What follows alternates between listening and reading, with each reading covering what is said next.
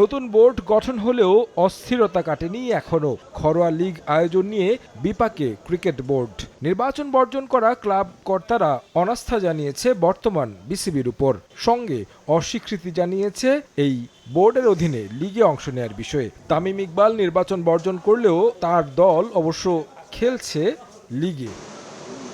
এমন পরিস্থিতি তৈরি হওয়ার পেছনে সাবেক ক্রীড়া উপদেষ্টা আসিফ মাহমুদকে দায় দিচ্ছেন ফুটবল দলের সাবেক অধিনায়ক ও বিএনপির ক্রীড়া সম্পাদক আমিনুল হক। বিসিবি নির্বাচনে অনৈতিক বল প্রয়োগ করে পরিস্থিতি ঘোলাটে করেছেন তিনি, দাবি আমিনুলের। আসিফ মাহমুদ স্বৈরাচারী কায়দায় তিনি যেভাবে ক্রিকেট বোর্ডকে সাজিয়েছেন, যার কারণে হয়তো বা ক্লাবগুলোর সাথে তাদের একটি দূরত্ব তৈরি হয়েছে। তিনি যেই স্বেচ্ছাচারিতার মাধ্যমে ক্রিকেট বোর্ডকে প্রশ্নবিদ্ধ করেছেন এবং যারা এখন বর্তমানে দায়িত্ব পালন করছেন তারা নিজেরাও কিন্তু জানেন যে তারা কিভাবে নির্বাচিত হয়েছে। যেভাবে জেলা প্রশাসক মহোদয়েরা তারা যেভাবে আপনার কাউন্সিলর পাঠিয়েছিলেন সেগুলোকে চেঞ্জ করে আবার ক্রীড়া উপদেষ্টা তার প্রভাব বিস্তার করে নতুন করে তার মতো করে কাউন্সিলর তৈরি করেছেন, যার কারণে কিন্তু আসলে এই একটি একটা ক্রিকেট নিয়ে একটি জাস্ট অনিশ্চয়তার ভিতরে আমরা পড়ে গেছি। কর্তাদের রেশারেশিতে ক্ষতিগ্রস্ত হচ্ছেন ক্রিকেটাররা।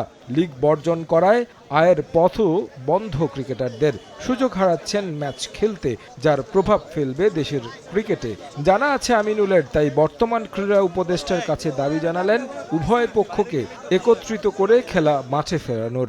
আমাদের বর্তমান যিনি ক্রীড়া উপদেষ্টার দায়িত্ব পালন করছেন, আমি সকলের কাছে আহ্বান করব যে সব কিছুর ঊর্ধ্বে কিন্তু আমার মাঠের খেলা, এবং সেই মাঠের খেলা যাতে মাঠে থাকে, সেইখানে যাতে কখনো বিচ্যুত না হয় সেদিকে আপনারা সকলেই নজর দিবেন। এবং আমিও প্রত্যাশা করি যে দ্রুত সময়ের ভিতরে এই সমাধানটি হয়ে গিয়ে যাতে খেলার মাঠে খেলাধুলা গড়ায়। 14 ডিসেম্বর থেকে শুরু হয়েছে প্রথম বিভাগ ক্রিকেট লীগ, যেখানে 20 ক্লাবের মাঝে অংশ নিয়েছে মাত্র 12টি ক্লাব।